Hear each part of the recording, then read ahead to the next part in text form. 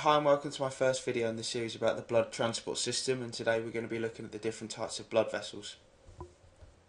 So in this topic, these are the types of things that we have to cover, and so you have things like what hemoglobin and myoglobin do, the transport of oxygen and the Ball shift, so that's to do with dissociation curves, pulmonary and systemic circulation.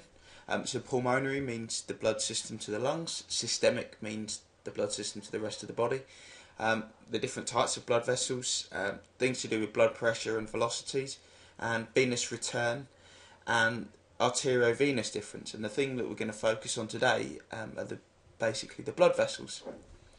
And so, the blood vessels that you have in your body, some of them can work towards taking blood away from the body, and they normally take oxygenated blood. And by the term oxygenated, we mean to say it has a higher concentration of oxygen in than deoxygenated blood, and deoxygenated blood is normally carried in veins, which normally go back to the heart.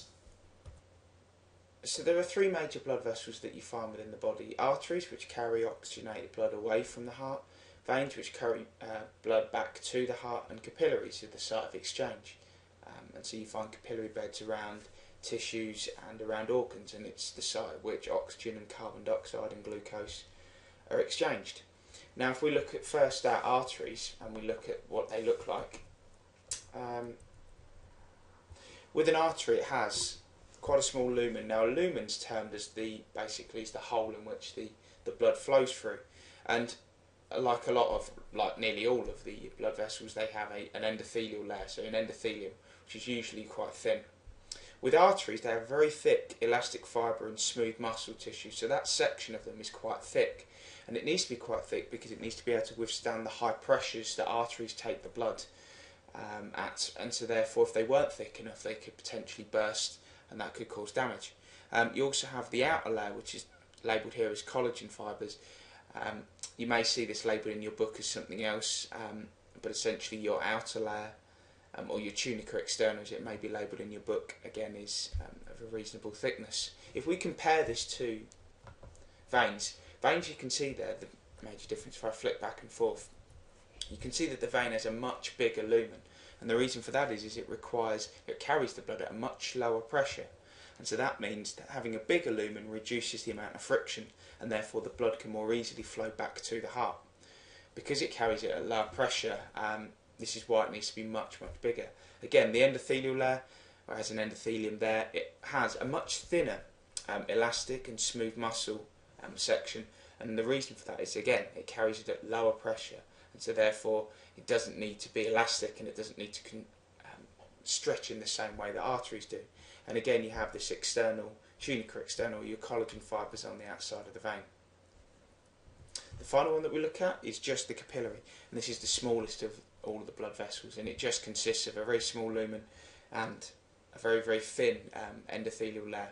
And so basically, if you looked at veins and arteries, essentially they all consist of, they have a lumen, an endothelial layer, they have elastic fibres and smooth muscle and collagen fibres. The same with the vein. The capillary is just the endothelial layer. Now, there are other types of blood vessels that I haven't mentioned here, and these are these two labelled here, so an arteriole and a venule. Now, the artery carries the blood away from the heart, and those then branch out into smaller blood vessels called arterioles. And all arterioles are a smaller version of arteries.